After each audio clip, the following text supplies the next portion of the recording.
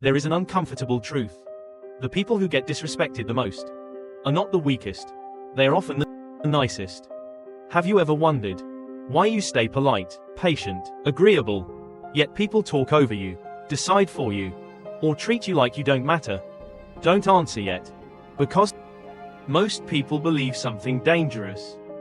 They believe that kindness automatically earns respect. It sounds right. It feels moral. But human behavior doesn't follow morality. It follows signals.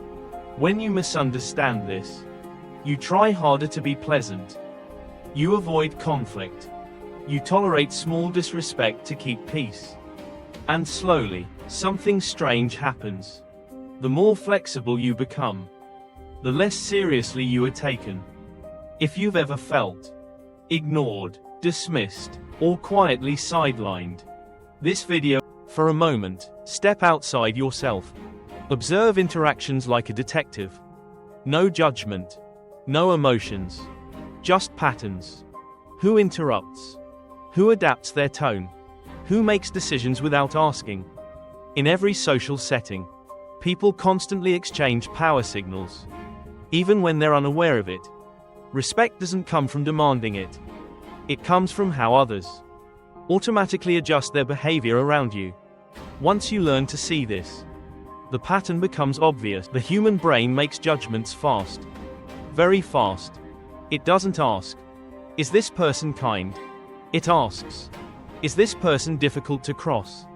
Respect, at a biological level, is a response to boundaries. When you consistently yield, the brain of the other person learns something important. Crossing you has no cost. This isn't cruelty. It's efficiency.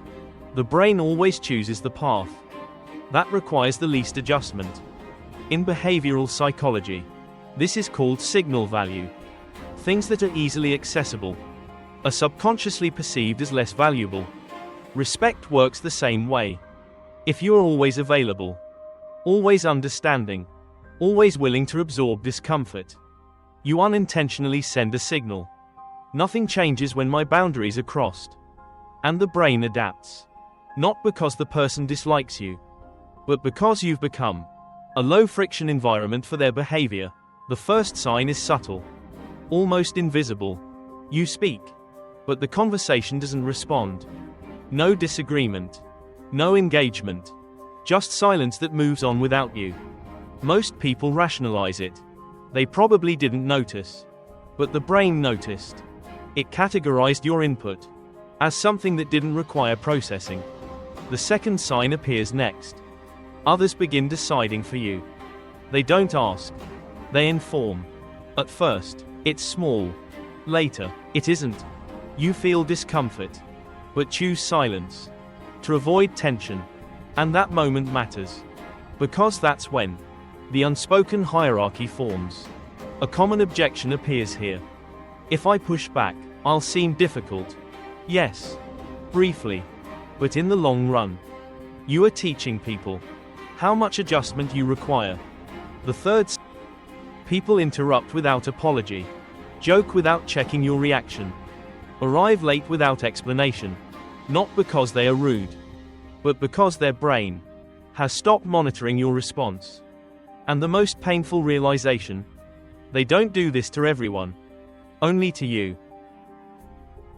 We protect ourselves with stories. They didn't mean it. That's just how they are.